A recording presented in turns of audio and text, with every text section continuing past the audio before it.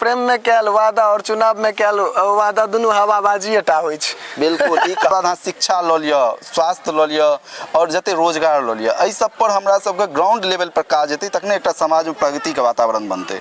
और तक रहल छै कैटम एम्स अहाँके स्टार्टो भऽ चुकल छै। सही बात छै। ठीक छै, तहन काज सरकार करैए, लेकिन काज करै से एकटा इहो छै कि अहाँके किछु एहन टाइप से काज करू ने जे कि पाछू वाला मुद्दा कते हमर सफल भेलहुँ, इहो चीज के अहाँ देखब। बिल्कुल एकटा हम सब देखै छियै जे सोशल मीडिया आइ काल्हि जे छै से एकटा एहि प्रकार के प्रभाव डालि रहल छै आदमी के, जे आदमी के मानसिकता पर में छै से एकर सबसे बेसी असर पड़ै छै। आदमी पढ़ाई लिखाई छोड़ के सोशल मीडिया पर रील स्क्रॉल करे में लागल रहे छै। आइ काल्हि के जे यूथ छै, जनरेशन छै, सब निर्भर रहे छथिन जे मीडिया सच्चाई देखेथिन।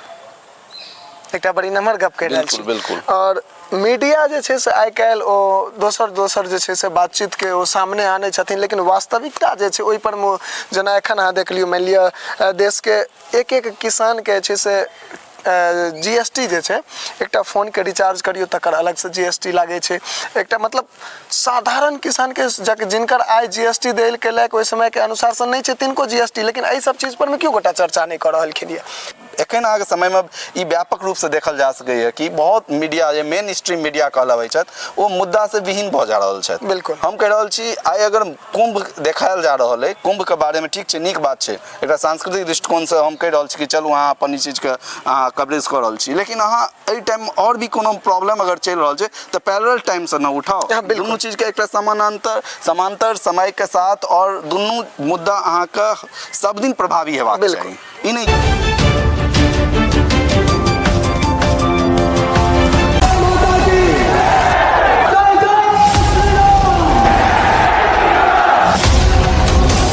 जय मिथिला, स्वागत कर रहल छी जागो मैथिल में। हम शिवम कुमार चौधरी लगातार विभिन्न चीज के बारे में अपने सबके बातचीत कऽ लगातार देखबैत रहे छी, लेकिन आई जे एकटा टॉपिक पर में हम सब बात करे के लेल एहि जगह पर में उपस्थित भेलहुँ है, वो टॉपिक के नाम से डिजिटल प्लेटफॉर्म, अर्थात जतेक भी डिजिटल प्लेटफॉर्म छै, चाहे वो फेसबुक हो, यूट्यूब हो, एक्स हो, इंस्टा हो, ई सब चीज जे छै से कि युवा के लेल काज करे वाला छै अथवा व्यर्थ छै। और हमरा सबके बीच में एखन जे छथि से छथि प्रकाश कुमार, मान्यता प्राप्त कलाकार, ऑल इंडिया रेडियो दरभंगा से। बहुत बहुत स्वागत है प्रकाश जी यहाँ के। धन्यवाद अहाँके और अहाँके पूरा टीम के जे एहन तरह के सब्जेक्ट लऽ कऽ समाज में जे अहाँ अपन जागरूकता फैला रहल छी, इस चीज लेल अहाँके बहुत बहुत धन्यवाद। और जे एकटा हम सब देखे छी जे सोशल मीडिया आइ काल्हि जे छै से एकटा एहि प्रकार के प्रभाव डालि रहल छै आदमी के, जे आदमी के मानसिकता पर में छै से एकर सबसे बेसी असर पड़े छै। आदमी पढ़ाई लिखाई छोड़ के सोशल मीडिया पर रील स्क्रॉल करे में लागल रहे छै। आइ काल्हि के जे यूथ छै, जनरेशन छै, बिल्कुल, तो ई कतौ ने कतौ सोशल मीडिया के अगर एक तरफ देखियो तो सकारात्मक छै, तो बहुत रास नकारात्मक से भरल छै। ई एकटा नव युवा सबके लेल केहन जे छै से सामने आबि रहल छै।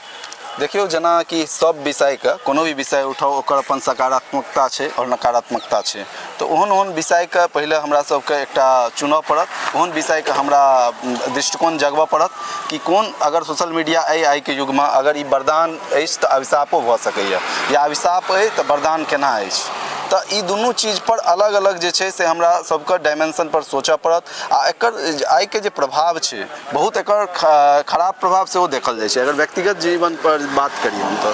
आ एहि से पहले कि हम अहाँके सोशल मीडिया पर विस्तृत बात करी, एकर किछु इतिहास पर जरूर हम अहाँके ध्यान देबऽ चाहब। सोशल मीडिया के स्टार्ट जे भेलै इंटरनेट के युग से, तो इंटरनेट के सबसे पहले निश्चित रूप से बुझै छी कि 1960 के दशक जे रहे ओहिमे अमेरिका के डिफेंस इंस्टीट्यूट जे छलै वो सोशल मीडिया के प्रयोग, सोशल मीडिया नाम से तो नहीं लेकिन इंटरनेट के रूप में प्रयोग करना स्टार्ट कलक डिफेंस डिपार्टमेंट, और ओहिठाम से यूनिवर्सिटी कॉलेज तक फैलक। ओकर बाद अहाँके 1997 के दशक, 1997 कहि सकै छियै, ओहि समय में अहाँ जाके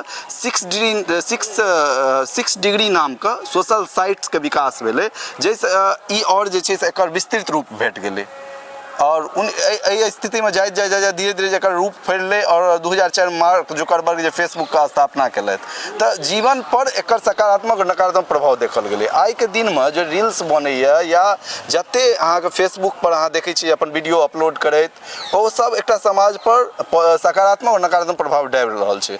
हम जे युवा छी एकरा केना हम सकारात्मक रूप में ली, ओकरा नकारात्मक रूप में ली, ई दुनू चीज के पहले हमरा सबके बुझऽ पड़त। एकर अगर हम एकटा डिसिप्लिन के संग अगर यूज करै छियै तऽ हमर जीवन में ये बहुत सकारात्मक स्थिति में आनि है। एक तरफ हम सब देख रहल छी जे प्रकार से विदेश में इंटरनेट के माध्यम से वो सब डेवलप कर रहल छै, तो हम अहाँ भारत में अगर देख रहल छी तो खास कर यूपी और बिहार के बात जो हम सब करी तो एहिठाम हम सब कतौ ने कतौ देखे छी आदमी ओ रील के चाहे वो बनावे के पाछू है चाहे रील्स देखे के पाछू है, ई दूटा चीज पर में छै से विशेष रूप से निर्भर भ गेल छथिन एहि पर में। जी हाँ बिल्कुल। तो ई मतलब कतौ ने कतौ जे छै से ई तो बहुत गलत छै, एहि चीज के सुधारक चाही ना समाज के। आइ के जे युवा छै ना जे ई सोशल मीडिया के एकटा अपन बहुत अलग अलग चीज के साधन मानैया, नहीं सिर्फ मनोरंजन का बल्कि वो ऐसे बिजनेस के साधन मानैया, ऐसे अपन जे छै से एकटा देखै छै कि एहिमे हमर जे छै से अपन स्कोप बनि सकैया।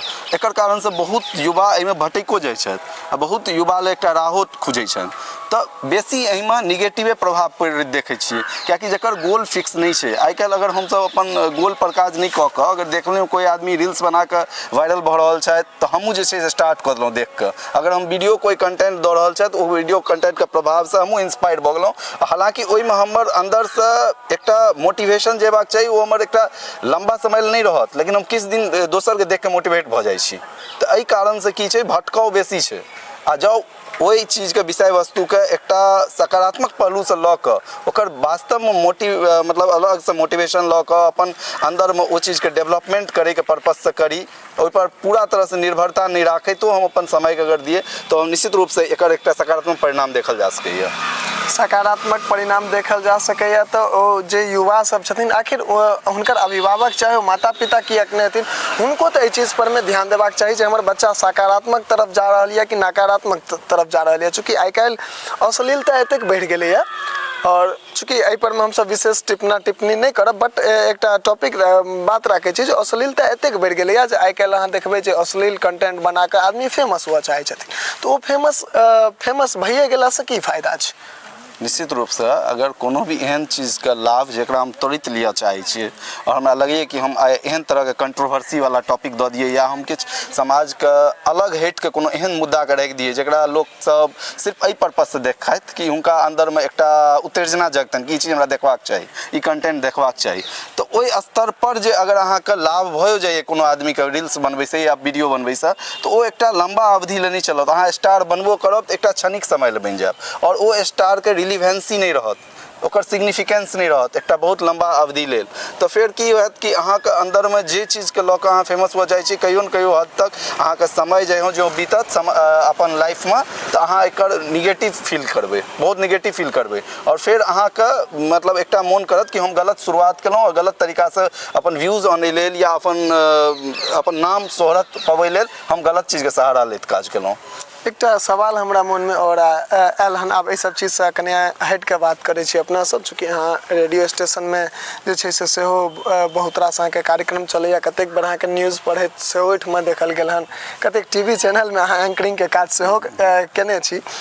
आइ काल्हि जे देश के चाहे जतेक भी आम आदमी हेथिन वो सब निर्भर रहै छथिन जे मीडिया सच्चाई देखेथिन, एकटा बड़ी नम्हर गप कहि रहल छी। बिल्कुल। और मीडिया जे छै से आइ काल्हि ओ दोसर जे छै से बातचीत के ओ सामने आनै छथिन, लेकिन वास्तविकता जे छै ओहि पर जेना एखन अहाँ देख लियौ, मानि लिअ देश के एक एक किसान के छै से जीएसटी जे छै, एकटा फोन के रिचार्ज करियो तकर अलग से जीएसटी लागे छै, एकटा मतलब साधारण किसान के जिनकर आय जीएसटी देल के लायक ओहि समय के अनुसार से नहीं छै तिनको जीएसटी, लेकिन एहि सब चीज पर में क्यों गोटा चर्चा नहीं कर रहलखिन यऽ।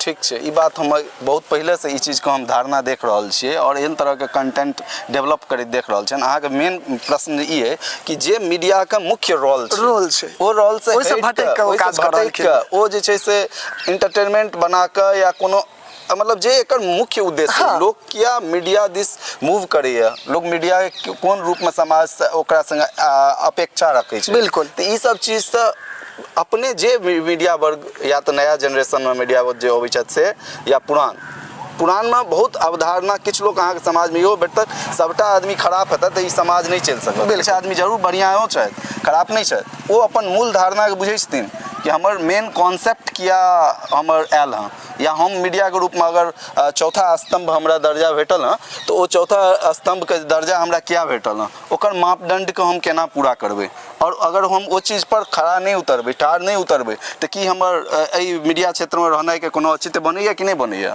तो ई चीज के अपने आप से प्रश्न करे वाला चीज छियै, नहीं कि ई अहाँ के एकटा समाज कहत या कोई तेसर आदमी कहत। खासकर जखन अहाँ अपन प्रोफेशनल स्किल के बदौलत अगर ई काज करै छियै तऽ अहाँ के फीडबैक जे भेटैया ओ फीडबैक कखनो पॉजिटिवो भेट जाइए, कखनो निगेटिवो भेट जाइए, लेकिन एकटा अहाँके अंदरमे जे आत्मरुचि हेबाक चाही कि हम कोन चीज हमर मेन उद्देश्य की हेबाक चाही। नहीं, एहिमे हम ई नहीं कहि रहल छी कि अहाँ एंटरटेनमेंट पर्पस नहीं करियौ या अहाँ ओकरा एकटा अलग अलग चीजमे नहीं ढालियौ, अहाँ अपन कंटेंटके, लेकिन अहाँके विशेष मुद्दा जे हेबाक चाही, जे समाजके उठबैवला मुद्दा छै। कियाकि मीडिया जे छै ओ पिलरके काज करै छै लोकके बीचमे और सरकारके बीच, ओकर बीचके एकटा कड़ी होइ छै, संवादके एकटा माध्यम छै। ठमका आवाज ओहिठमा, ठमका आवाज एहिठमा पहुंचाबै छै। बिल्कुल, और यह कारण छै कि चौथा स्तंभ के दर्जा भेटल छै बुझियौ सरकार के। तो वो अपन रिस्पॉन्सिबिलिटी से एखन आगे समय में ई व्यापक रूप से देखल जा सकैए कि बहुत मीडिया जे मेन स्ट्रीम मीडिया कहलाबै छथि ओ मुद्दा से विहीन भऽ जा रहल छथि। बिल्कुल, हम कहि रहल छी आइ अगर कुंभ देखायल जा रहल है, कुंभ के बारे में ठीक छै, नीक बात छै, एकटा सांस्कृतिक दृष्टिकोण से हम कहि रहल छी कि चलू अहाँ अपन ई चीज के अहाँ कवरेज कऽ रहल छी, लेकिन अहाँ एहि टाइम और भी कोनो प्रॉब्लम अगर चलि रहल छै तऽ पैरेलल टाइम से न उठाओ, दुनू चीज के एकटा समानांतर समय के साथ, और दुनू मुद्दा अहाँ के सब दिन प्रभावी हेबाक चाही। ई नहीं कि हम कोनो खास समय इशू के लऽ कऽ ओ चीज कऽ रहल छी और ओ आगू जाके जे छै से हम कोनो विशेष मुद्दा से भटक गेलहुँ और सिर्फ ओहि पर चला देलहुँ। मतलब ई कतौ पाछू से जे एखन चलि रहल छै ने ओ चीज नहीं हेबाक चाही। कतौ फीडबैक भेट रहल है तखन हम कोनो प्रोग्राम कऽ रहल छी, से नहीं हेबाक चाही। तऽ ई चीज एकटा राजनीति से सेहो सवाल लऽ लै छी। अपना सब जे विधानसभा के चुनाव आबि रहल छै और चुनाव के तारीख के घोषणा नहीं भेलै, एक तरफ जे छै से चर्चा चलि गेल रहे जे नीतीश कुमार जी बिहार के मुख्यमंत्री जे छथि फेर से पलटी मारि रहलखिन यऽ। एहि स्थिति में एक तरफ चूंकि जो विकास के हम सब बात करी तो विकास जे छै से मानि लिअ अपना दरभंगे के क्षेत्र के हम सब बात करी तो एखनो जे छै से देख रहल छी जे हर एक जगह पर में जाम लगिए रहल छै, हर एक जगह पर में जाम लगिए रहल छै। कोनो तेहन कारोबार नहीं एहि प्रकार के देख रहल छियै जे आदमी जे छै से एहि जगह पर में कोनो कारोबार करथिन, रोजगार कऽ पेथिन। तकरा बाद जे छै से यदि सड़क के कंटिन्यूटी अगर देख रहल छै तो सड़क तो बनि रहल छै, लेकिन ओ भ्रष्टाचार जे चरम सीमा पर प्रत्येक सरकारी कार्यालय में छै से पुनः जे छै से ओही प्रकार से छै। तो फिर एहि बेर अगर चूँकि अहाँ रेडियो स्टेशन में बहुत दिन से छियै और विभिन्न न्यूज सेहो करैत रहै छियै, तो एहि बेर का मुद्दा की हेबाक चाही? देखिए, मुद्दा विधानसभा चुनाव का निश्चित रूप से वह हेबाक चाही जे लोक का अपन जनजीवन से जुड़ल रहे, जो लोक का विकास में प्रभाव डाले, एहन मुद्दा हेबाक चाही। आ सब बेर हम देखै छियै कि मुद्दा हरदम उठै तऽ यऽ लेकिन ओ चीज का फेर वह रहि जाइए। अगर कोनो भी चीज के सफलता पूरा तरह से हमरा नहीं भेटैया, फिर से दोसर विधानसभा में फिर तेसर विधानसभा में सिर्फ वह उठि कऽ अबैया, तऽ एकर मतलब कतौ न कतौ ग्राउंड लेवल पर हम ओ काज नहीं करै छी और सिर्फ चुनाव के जे अपन एकटा काज छै और ओहिमे जे अपन राखल जाइए विचारधारा ओ राखि कऽ फेर आगू बढ़ि जाइ छी और फिर दोबारा फिर विधानसभा आबि जाइए, चुनाव आबि जाइए। तऽ एहि पर हम ई देखै छियै कि हम जे पाछू काज केलहुँ, हमरा लगैए कि एहिमे हमरा एकटा विशेष दृष्टिकोण देखबाक चाही कि हमर जे भी राजनीतिक दल छथि ओ पाछू वाला जे मुद्दा केलथि ओहि पर कते इम्प्लीमेंटेशन भेलनि हँ। बिल्कुल, और वो जवाब देथिन नया चुनाव में, वो जाकर जवाब देथिन कि हम फलाना अहाँ से बात केने रहूँ, इस चीज अहाँ के रखने रहूँ कि अहाँ के एहन रूप में विकास हैत, तो कि वो विकास को हम फुलफिल केलहुँ। वो तो एकटा कहावत वायरल होइ छै ना जे मानि लिअ प्रेम में कैल वादा और चुनाव में कैल वादा दुनू हवाबाजीटा होइ छै। बिल्कुल, ई कहावत निश्चित रूप से छै, लेकिन अगर ई कहावत कहावते रहि जेतै और ई कहावत पर एकरा जे छै से एकर कॉन्ट्राडिक्टरी पार्ट नहीं हेतै, जे अगर ई एकटा हंसी मजाक में हम राखि देबै तऽ हमर जे राजनीतिक सफलता है वो कहियो पूरा नहीं हैत। हमर अवसंरचनात्मक संबंधी जे भी यहाँ बात कलहुँ हँ से, ओकर बाद अहाँ शिक्षा लऽ लिअ, स्वास्थ्य लऽ लिअ और जते रोजगार लऽ लिअ, एहि सब पर हमरा सबके ग्राउंड लेवल पर काज हेतै तखने एकटा समाज में प्रगति के वातावरण बनतै और तकर बादे कोनो भी सामाजिक दल के अपन एकटा रिलीवेंस रहतनि, अपन एकटा सिग्निफिकेंस रहतनि। नहीं तो एकर अलावा हम सब खाली राजनीति में उतरू आ लोक से बात करू आ ई सब चीज फेर दोबारा भऽ जाइए तऽ कोनो फायदा नहीं है। एमसेक अहाँ निर्माण देखियौ कते दिन तक भेलै आ फेर एखन स्टार्ट छै काज स्टार्ट भेले हैं, चुनाव के एकटा ई चुनाव के मुद्दा भ गेलै दरभंगा में एम्स बनि, जबकि यह मुद्दा सब बहुत पहिला कते दिन से चलि रहल छै आ कैट हम एम्स अहाँ के स्टार्टो भ चुकल छै। सही बात छै, ठीक छै। तहन काज सरकार करैए, लेकिन काज करै से एकटा इहो छै कि अहाँ के किछु एहन टाइप से काज करू ना जे कि पाछू वाला मुद्दा कते हमर सफल भेलहुँ, इहो चीज के अहाँ देखब। बिल्कुल।